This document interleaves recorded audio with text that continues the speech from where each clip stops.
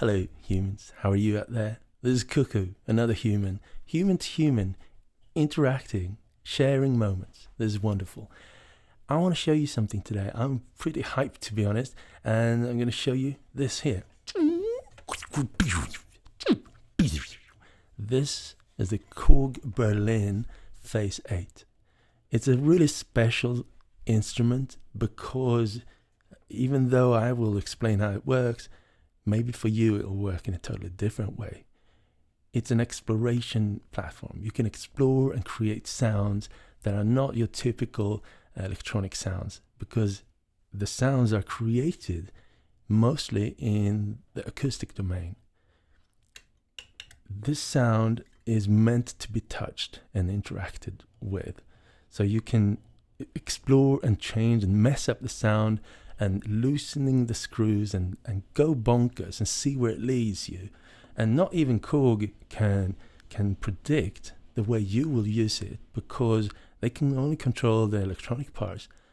But the acoustic part is up to you to explore. So I'm going to show you how it works, and then I'm going to explore, take a step further and further and further away from the kind of bare bones of the starting point, and see how far we can go and why I think this is such a special musical instrument.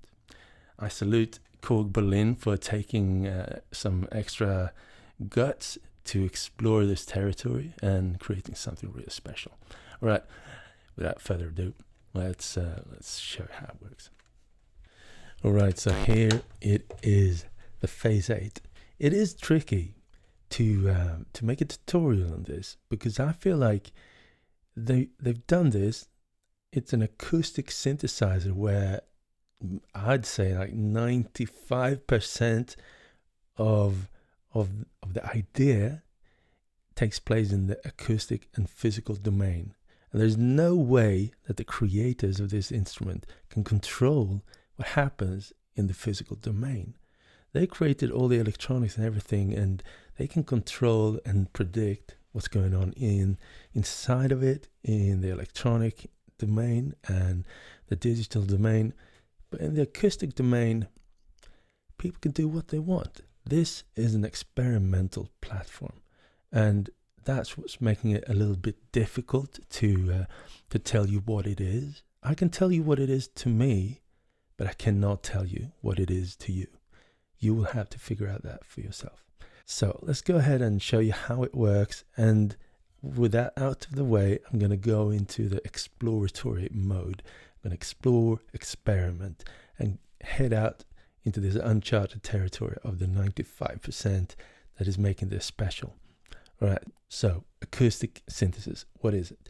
Well, the acoustic part is this. These are resonators. It's just basically thin blades of metal. They have a very small acoustic present. I can barely hear them in the room. So they've placed contact microphones inside of here somewhere to pick up each and every resonator individually. That way they can amplify the sound from each and every rod, much like in an old electric piano. But old electric pianos, they have mechanical hammers that hit metallic rods, so they actually sound. These have electronic hammers that can control the sound over time. It's not just an impact and then let them ring. They can actually have sustained impacts as well. All right, you with me so far? These are the basics. Let's turn it on and explore it together. So in order to turn it on, press and hold here. The first thing it does when I turn it on is to tune it. It's going to listen to the physical tuning of these, and then it's going to analyze what frequency they are in, and then tune the electromagnetic system here to match up, so that it knows that if you want to sustain a note, it's going to fire the same frequency that this is currently in. So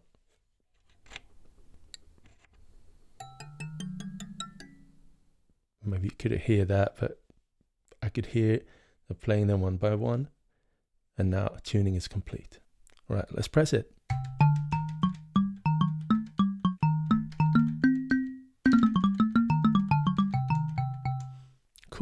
we can play 8 notes, 8 resonators, 8 notes.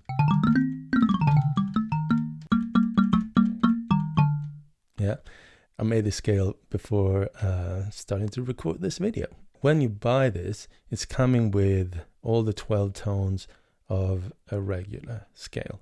So you can mix and match and tune them yourself. I'm going to show you later an example of that. First of all, this little thing here, it's live, step, or skip. If it's in live, you can play it. If it's in step, it's a sequencer. If it's in skip, when the sequencer is running, you're skipping steps. This is per track. Play. Is playing the sequencer. We can see the LED up here indicating what track is being played. So if I want to sequence this track then, and I'm in step, first of all, you can just hop over to live, press it, hop back, and now you're sequencing that. But you can also press select and a track.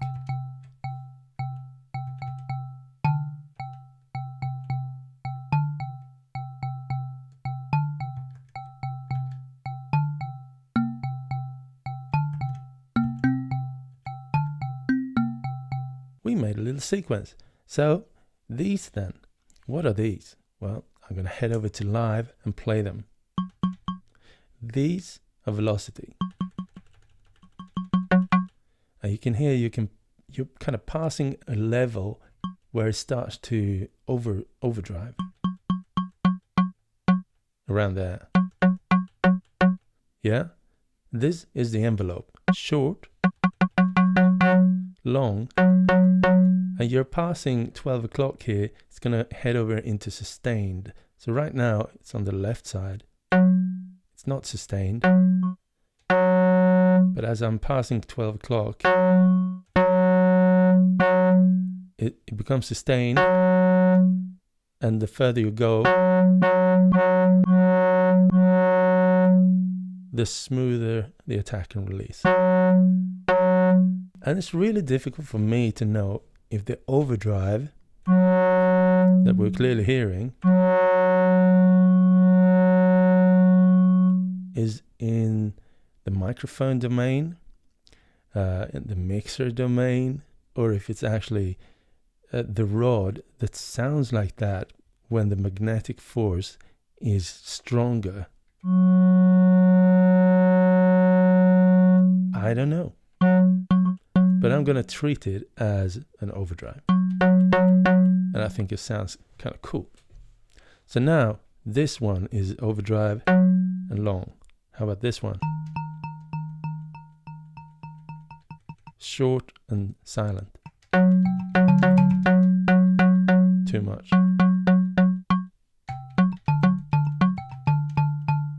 Let's make this long.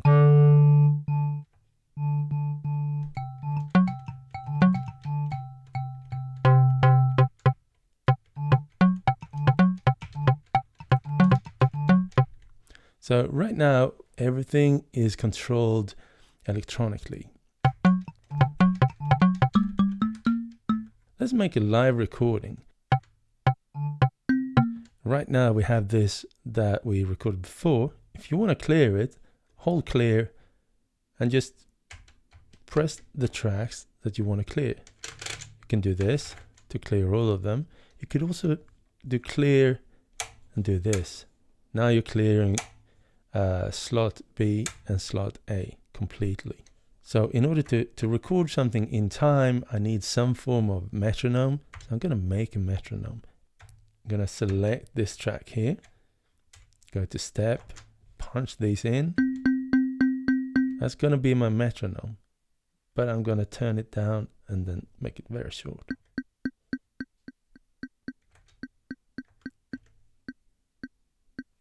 Yeah, all right. That's going to be my metronome now. I'm going to go to live again. In order to live record, I need to hold rec down. Whenever I press and hold rec, I can record notes, parameters, and every knob and every switch. So that will be recorded into the sequencer. Right now, I'm just going to record notes.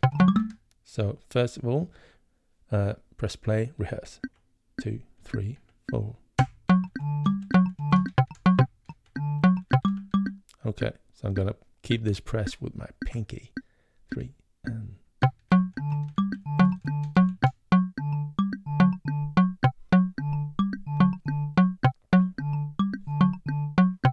I wasn't completely tight, so it's a little bit outside of time.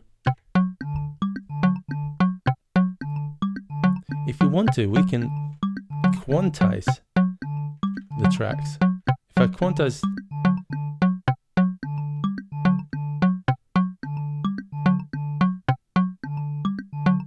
and then the quantization will very, very mechanically put it into a rigid grid, and maybe you're playing in double tempo or triple tempo or triplets or whatever, and then Quantize won't do it for you. But then you can, it's non-destructive, so you can turn it off again.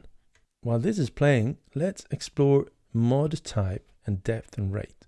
So what mod is doing is that simultaneously as the magnetic trig or impact is being sent into the resonators, they're mixing that signal with another frequency.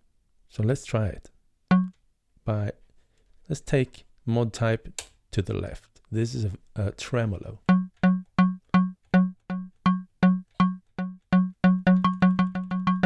We can hear it's going up and down. Let's make it longer.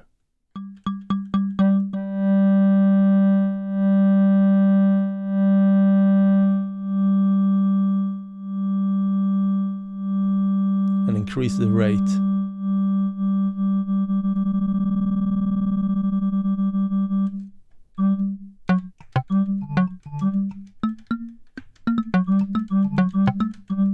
And this is across all of the tracks. So let's play it now.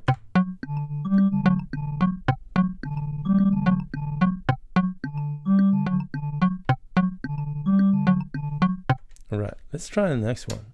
Doop. Let's see what this is.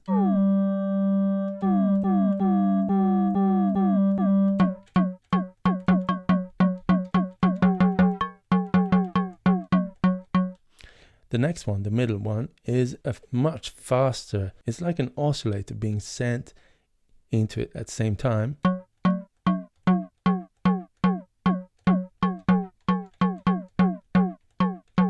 Where the frequency is going from a high pitch to a low pitch.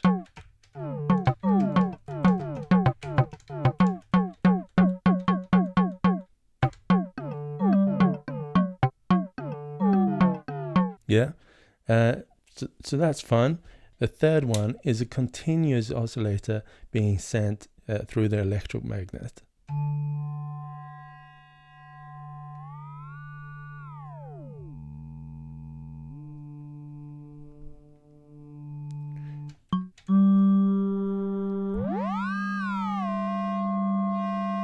And the reason they're calling this acoustic synthesis is that the audio you're hearing is happening entirely in the acoustic domain. The controller is digital and magnetic, but the result of all of that control is happening in the acoustic domain and is picked up by a microphone.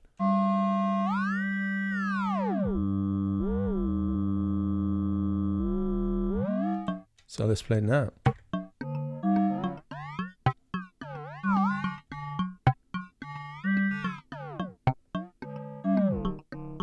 As we can hear, it's a free pitch, but it's actually relative to each and every resonator's pitch. And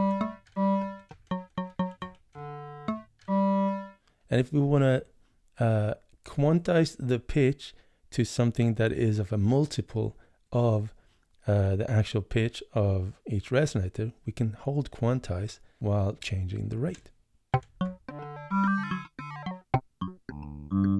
An octave down.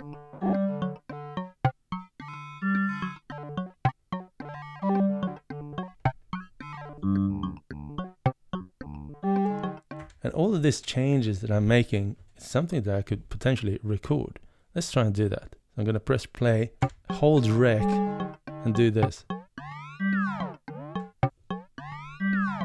Yeah? Unfortunately, recording the quantize step doesn't seem to work. Maybe it's coming in a future firmware. I think that would be fine.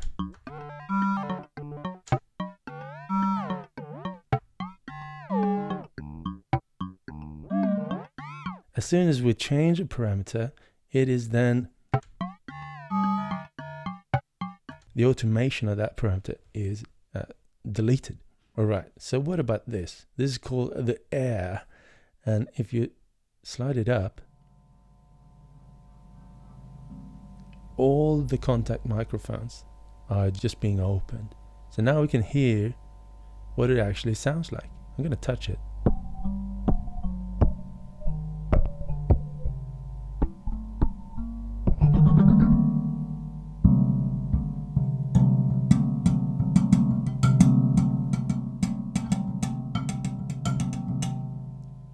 And the thing that sounds a little bit like a grounding issue, it's actually this that is still going on. So I'm going to turn off the depth here. So we can hear it's actually very, very sensitive.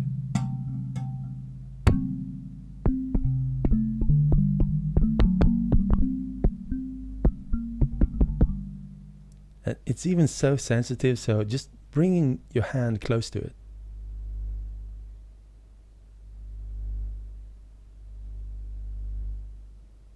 can create interference, electric interference. It's so sensitive, so I can even blow on it. So we can hear exactly how much the signal is amplified within. And that could also be automated. Let's record that.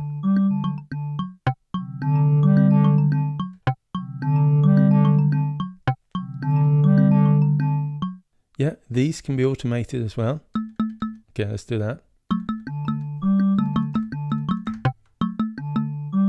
And now rec.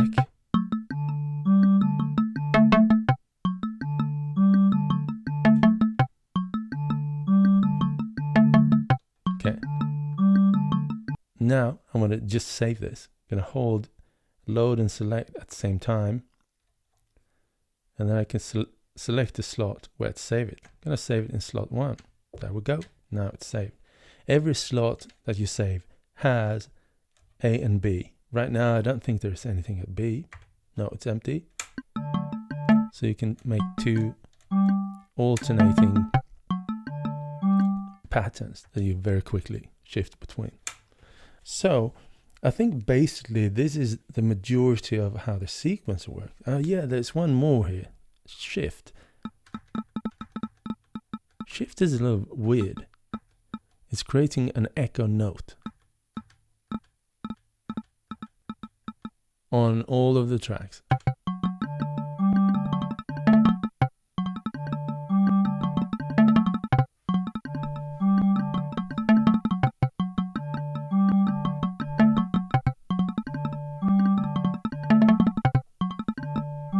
And here is, at least I feel like that, this is where we can feel like, all right, they want us to explore. Yeah, we should explore now. Because this is a very unusual concept. Just slap on an echo note. It's a little unusual concept. Yeah. So what I want to do now we know basically how it works, how the sequencer works. It's not complex, it's simple. There's one more thing I almost forgot. There's a touch area here. So in a pinch, you can hold this and press. You can see the LED lighting up. So it's actually, and the ones that are sustained are toggled. Come on, yeah. And if you do this while it's playing, you're going to enter into the sequencer.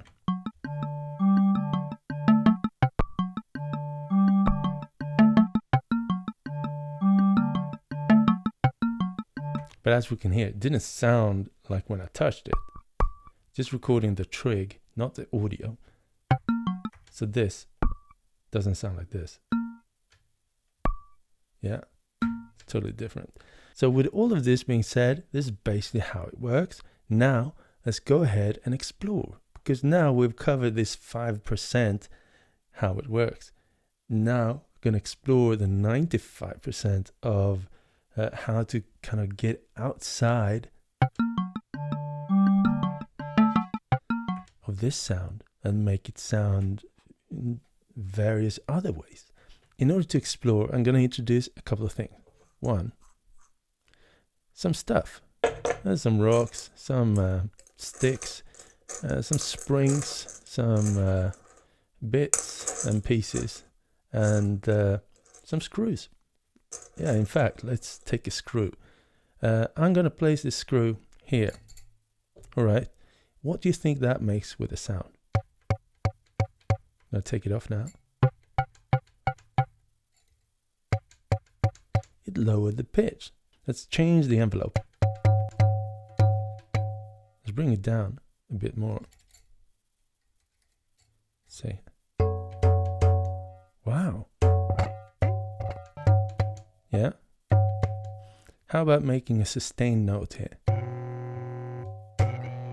It rattles, right?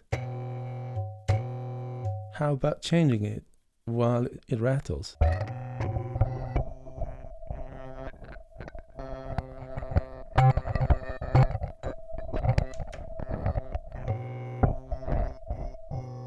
Suddenly we unlocked an electronic voice in there. Super weird and super cool. Okay, so that's, well, let's take a little rock here. I'm gonna put it here. That's just a regular little piece of gravel I found on the ground. I'm gonna put it here. I'm gonna raise the volume.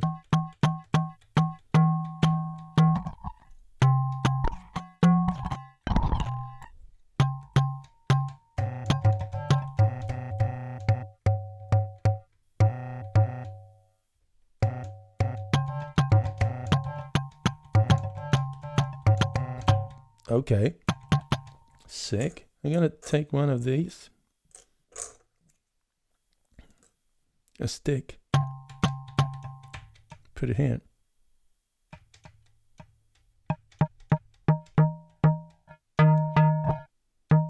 It's muffling a little bit.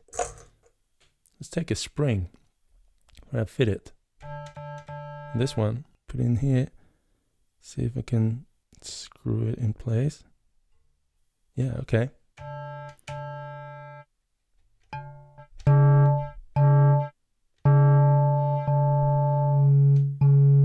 Okay, now I'm gonna.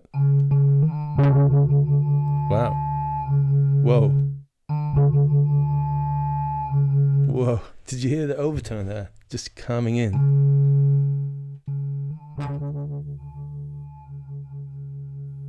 Yeah.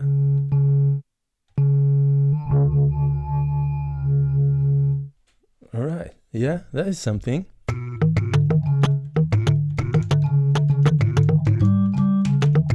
Suddenly, we've rigged 4 of the resonators.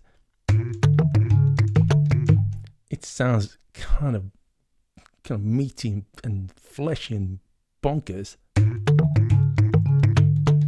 Suddenly, these that are not rigged at all, they sound just very plain.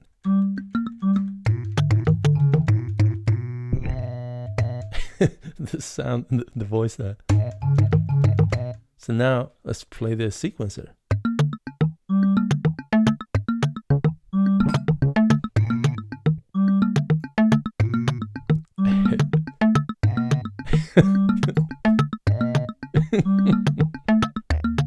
Oh wow. Oh.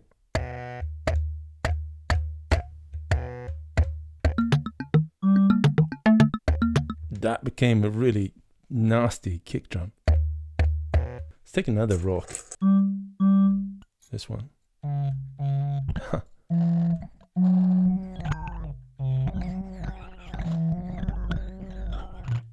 Did you hear that? I mean, the way it sounds when you're hands-on.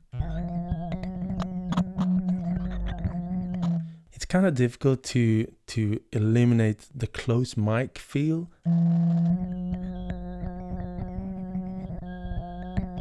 But if you're careful, you can make it cool.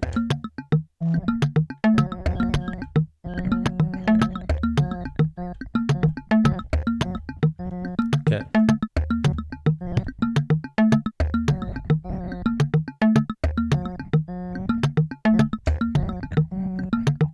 You see, if I leave the rock there, it just rattles on its way.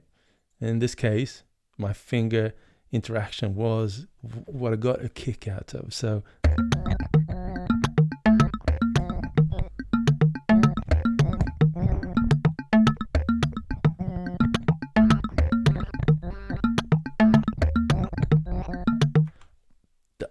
that's really bonkers. That is bonkers. All right. Anything else I could do? Yeah, this one. I saved it. This is, what's it called? Tack It. Yeah, I think I'm using this sometimes. Faber-Castell Tack It. It's, yeah, you know, to fasten things on the wall. This is really, it's a high quality one without any acids. So it's something you can use for artwork. And I thought maybe it's good for this as well. So if you place one of these, because sometimes I do want to do this and I want to play it by hand, but the bassy, boomy experience when touching the microphones is a bit too much and I can't play the actual pitch. So with a tack it there, when I touch the tack it and release it, it's creating a little snap as the tacky material leaves my finger and snaps back onto itself.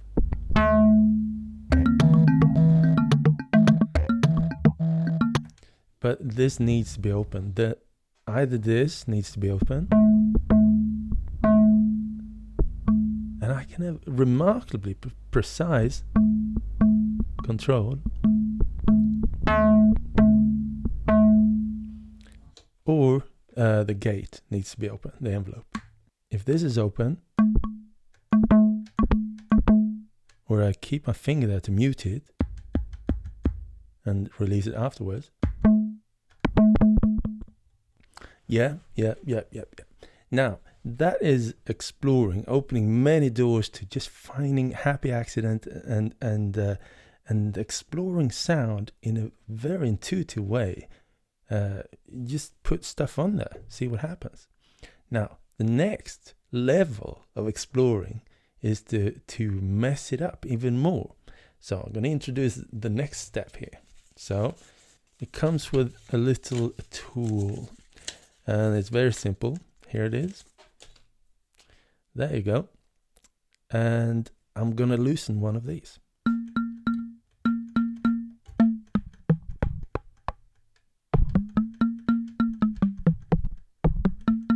Yeah. Like so. Just going to keep it barely on there.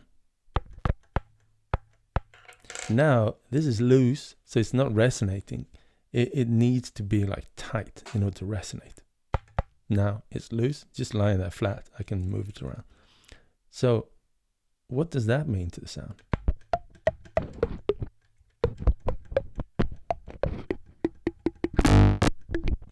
Get in there. There we go.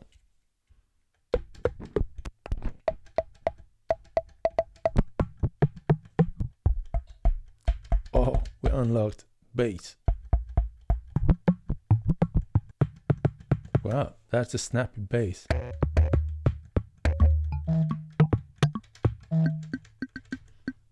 I'm going to take this track here, remove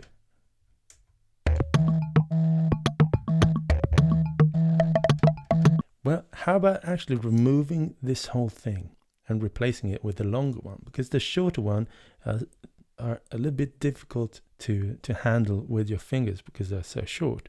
So I'm going to remove it, and I'm going to take a limited edition resonator. Let's see what KORG has here. Here we go. 3 limited edition resonators. We got, let's see here, the little fellow. We got the saw, the chainsaw. We got the flash. Let's try the little fellow first. So, just going to put it in here. It's looking this way, right? So it's looking towards all of this mayhem. Let's see if that has a sonic difference from these regular rods. Maybe it doesn't. Maybe it's just for show or and to make it cool. But let's try it.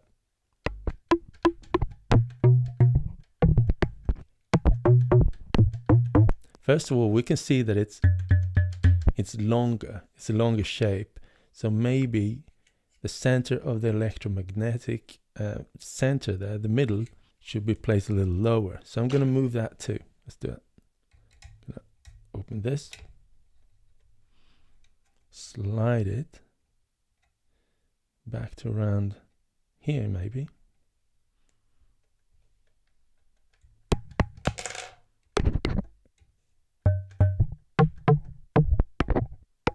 I'm going to tighten this just by hand, just slightly. I'm picturing this round central part of this spool to be where the magnetic is the strongest. So the further away from that I go, the weaker the magnetic control is.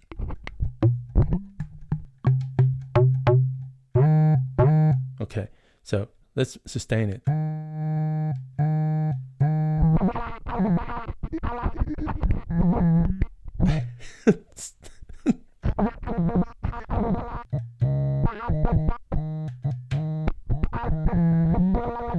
I think it sounds different, right? It sounds a little different. Let's try another one. Gonna loosen this up.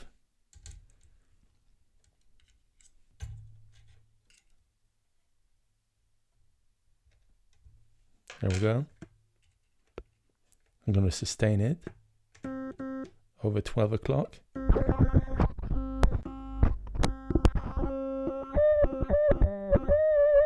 Wow.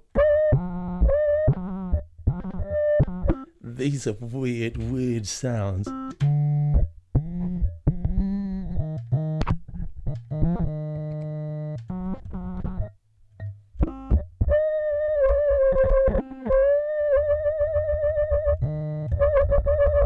All right. So we got this.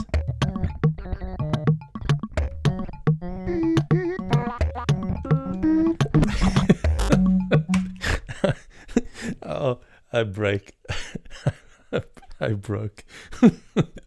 It becomes like a couple of weird electronic bots speaking to each other. Yeah, and then this. Okay. All right. So if you then want to actually tune a sound, if you want to tune a sound, like go straight, I want to tune a sound, that's just no funky strange business like this, no exploration, just tune one of the rods. Let's do that. So now we got, let's tune this one. So I'm going to remove this. I'm going to put in a different tone. And I think the best way to do this is to have, oh no, loosening this, G, dun, dun. So G, A flat, here we go. So what I'm going to do now in order to tune it, first of all, I'm going to move this down a little bit. I think the optimal placement of these, it's up to you, I guess. You get different sounds in different spots, but when it came delivered, it had sort of this placement. So I'm gonna go for that being like the most optimal. You control one of the corners in order to make it vibrate. Okay. So now I'm just gonna turn on the sound in the room. Make sure I don't feedback. And I'm gonna use a tuning app. I'm using an app called AP Tuner. Had it for many years, and someone recommended, actually Mr. Haken himself from Haken Audio, he recommended this app. So now it's just going to listen in the room, but this is barely audible in the room, so I'm going to turn on the loudspeakers so we can hear it now. You can't hear the actual pitch unless you've tightened it. So it's a little low.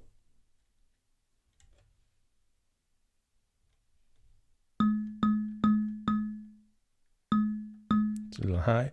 And this is extremely sensitive. We're talking like sub-millimeter precision. Just hold your hand, unscrew it, and barely move it.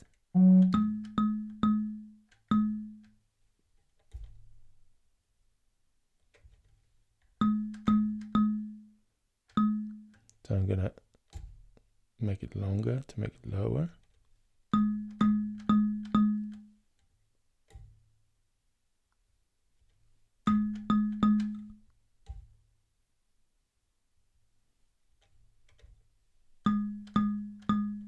Close enough. No, it's not close enough. It's too low.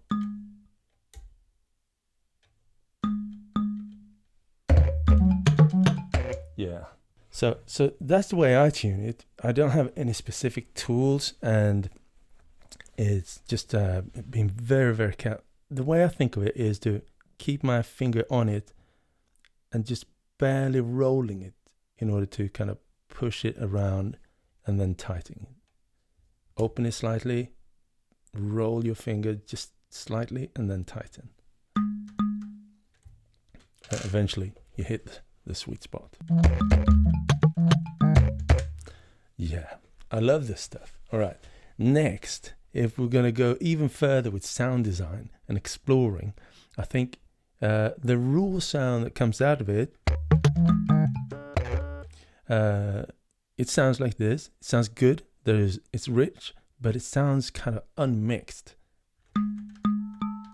You can use these to kind of freshen up the sound, but it sounds a little raw and unmixed. So what I'd like to do is to introduce a preamp EQ filter. This is a beautiful sounding guitar pedal. It's called from JHS Pedals, and it's called the Color Box. In fact, this is maybe the most high-end guitar pedal I've ever heard. It sounds incredibly good. You can also plug in a microphone and preamp the mic and an EQ. For vocalists on the go, if you want like a Neve-like preamp channel strip on the go, this is it. Plug it in here. There we go. Turn it on. Okay, off. Now it's just passing through. Now I'm going to apply some preamp and EQ and maybe a high pass.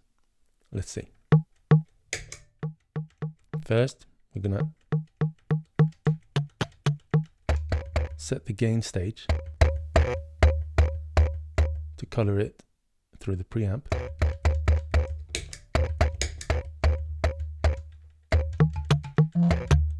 I'm going to try the high pass, see if that is something I want to use.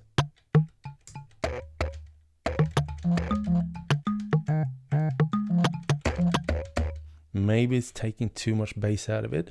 We'll see. I'm going to keep it on for now. Now we're going to use some bass, a bass EQ. Maybe amp it. The snare drum needs some fresh crisps. Trebles.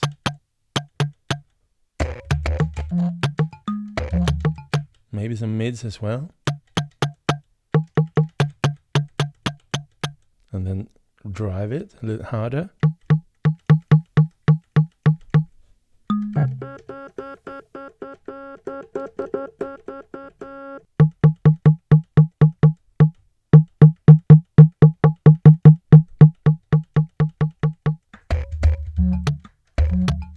Maybe I should keep the high pass.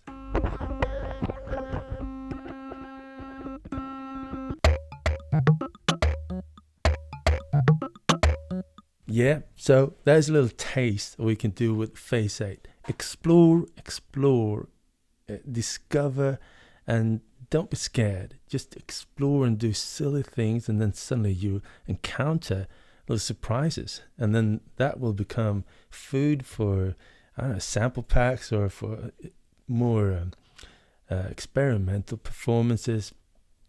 Yeah, it's a breath of fresh air into the electronic music scene, with something that is readily available, professionally made, and with such a high-end enclosure. And then you can go explore in some weird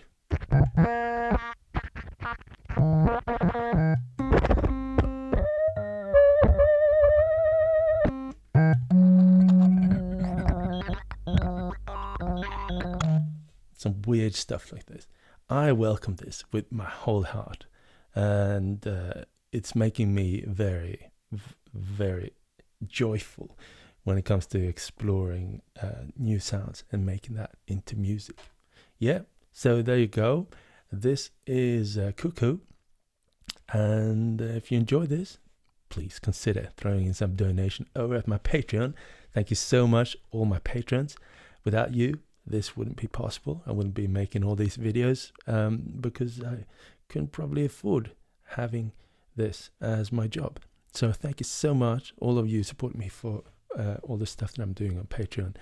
And if you want to support me, head over to my Patreon and do it there. You get access to a lot of sample packs. If you just want to support me once, you can also do it with Patreon, buy something in the store, or go to my ordinary web store and buy a sample pack over there. Also greatly appreciated. And so there you go.